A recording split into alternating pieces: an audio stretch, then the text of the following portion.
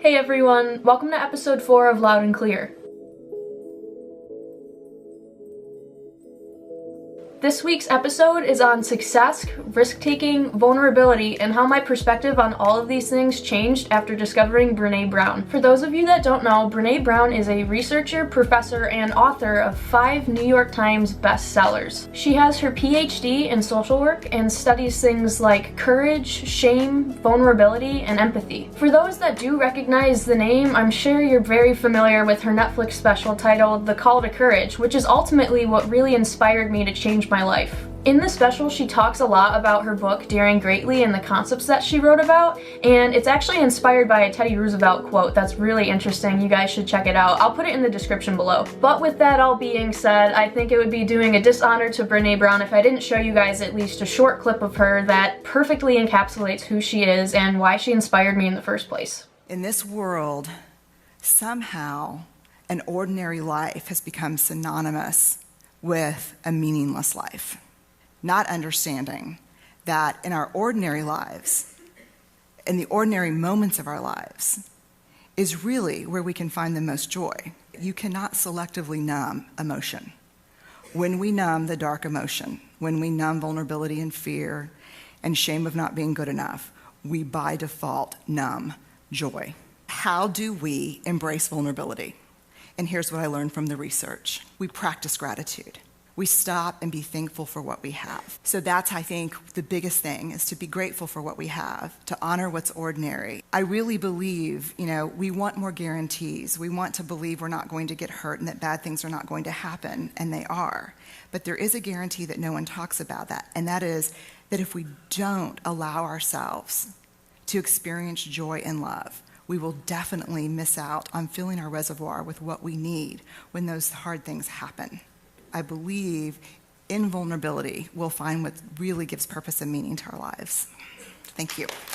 So now that you all have some background, let's get into this week's episode. Now, you're gonna be hearing me using the words positive and negative when discussing emotions, and I just wanted to get into the semantics real quick before I go any further. When you hear me refer to emotions as positive, it just means emotions that you typically want or you want added to your life. On the contrary, when I say negative emotions, all I mean are just emotions that you don't want to feel or you want taken away. Humans generally seek out experiencing positive emotions such as joy, contentment, gratitude, worthiness, and love.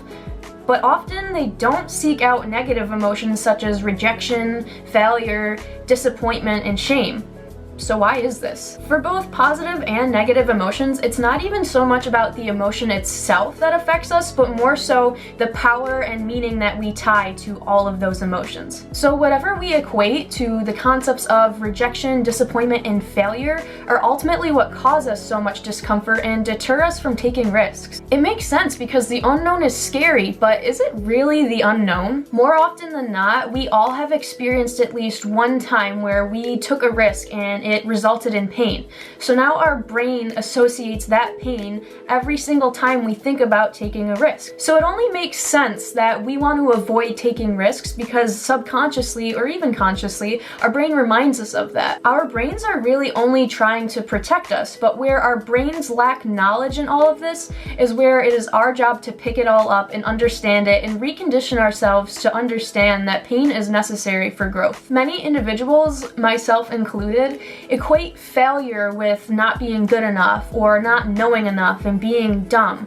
But what does good enough really mean? Good enough for who? The only person you should be striving to be good enough for is yourself, as cliche as it sounds. Building a sense of self-worth and appreciation as a sturdy foundation for your life can almost guarantee that every other area in your life will improve because of that. But that's not to say that even when you have self-worth and appreciation that you're not going to have times where you're still trying to get others' approval and want to be accepted by them, because it's only human for us to want those things. It only makes sense that when we put ourselves out there and we take risks and it results in disappointing someone, that we never want to experience that again. This heavily ties in with wanting to feel as though you've been accepted and that you belong. But there's a distinguishment between belonging and just fitting in, and this is a huge concept and actually something that Brené Brown talks about a lot. To prevent myself from paraphrasing this and butchering this quote completely, I'm actually going to read to you directly off my laptop one of my favorite Brené Brown quotes, and it goes a little like this.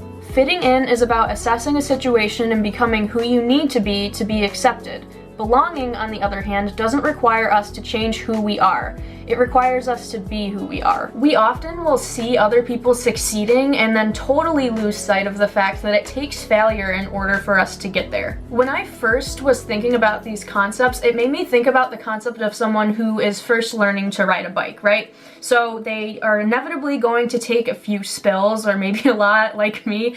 They're gonna take a lot of spills, they're gonna get cuts, but what that person does is they get up and they acclimate and they learn how to balance on that bike in a way that they're not going to fall anymore. Likewise, if you do something and it doesn't work and it doesn't result in the way that you want to, or it doesn't result in success, the answer shouldn't be to lay down and never get up. It should be to get up stronger than you were before and learn from your mistakes and learn from what didn't work, much like someone who's learning to ride a bike. So yes, failure may be intimidating and falling off your bike may be really scary in the moment, but what you have to remember is that long term, it's those spills, it's those falls, and it's you getting back up that determines and forms your future. I think Brené Brown does an awesome job at defining vulnerability because she really focuses on the fact that it's making a decision and taking a risk when you don't know the outcome. And it's terrifying. And so on that note, I have another Brené quote that goes a little bit like this. Vulnerability is not just experiencing negative and adverse emotions. It is the birthplace for all that we yearn for in our lives. At the end of the day, failure is what is going to allow us to gain the most valuable knowledge we could ever possibly gain. And it's not so much the failure itself that matters, but how you get up and how you respond to it. The fact of the matter is that if we never fail, we never learn. And if we never learn, then we never grow. And without growth, we remain fixed and unchanged. As harsh as it may sound, I can guarantee you that nothing new will result in your life if the steps leading up to what you want always remain the same. Lastly, please, for my sake, and most importantly for yours, remember that making mistakes is not what's harmful, but making the same mistakes is. Thank you all again for tuning in this week. It is greatly appreciated, and please remember, remain kind to yourselves and those around you.